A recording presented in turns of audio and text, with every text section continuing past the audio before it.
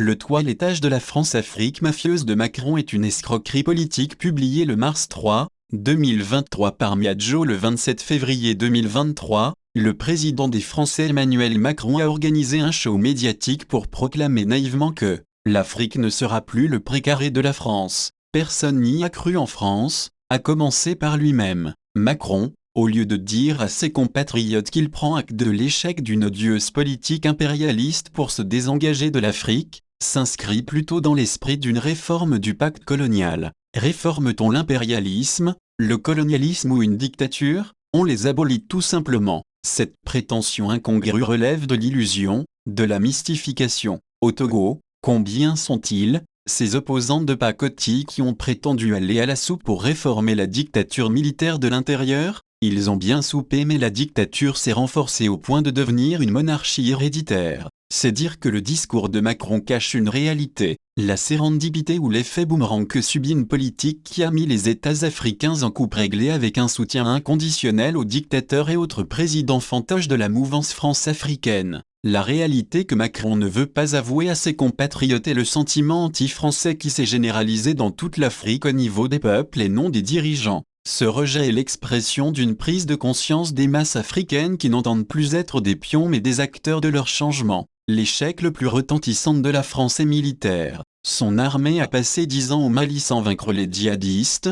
Au contraire, elle a été vaincue puisqu'il y a 10 ans, ces rebelles mahométans n'occupaient que quelques petites localités. Si les putschistes maliens ont fait le constat de l'incompétence voire de la complicité de l'armée française, c'est que, après 10 ans sur le terrain, les djihadistes occupent près de 60% du territoire national. La stratégie de Macron vise à dissimuler cet échec au peuple français. L'armée française a été vaincue au Mali par les djihadistes. Au Burkina Faso, les putschistes ont exigé que l'armée française fasse ses valises. Ce pays est sous l'emprise des djihadistes qui l'occupent à plus de 50% malgré la présence des troupes françaises. Cette défaite militaire et politique de la France et de ses alliés européens au Sahel est une leçon que les petits pays retiennent de plus en plus face aux grands pays qui font du chantage en exhibant leurs armées comme des épouvantails pour intimider et spolier les faibles. Les leçons de l'histoire sont encore fraîches dans les mémoires. La plus grande puissance militaire et économique de tous les temps, les États-Unis d'Amérique,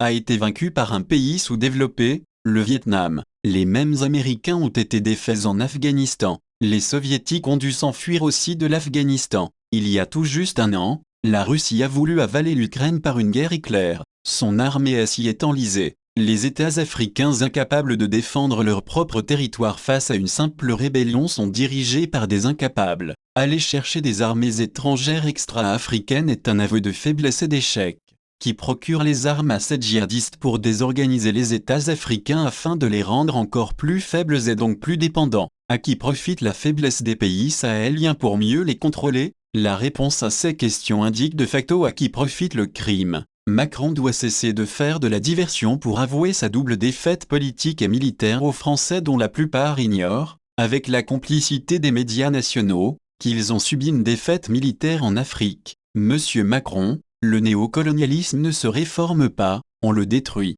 AYAY Itogoata Apedoama.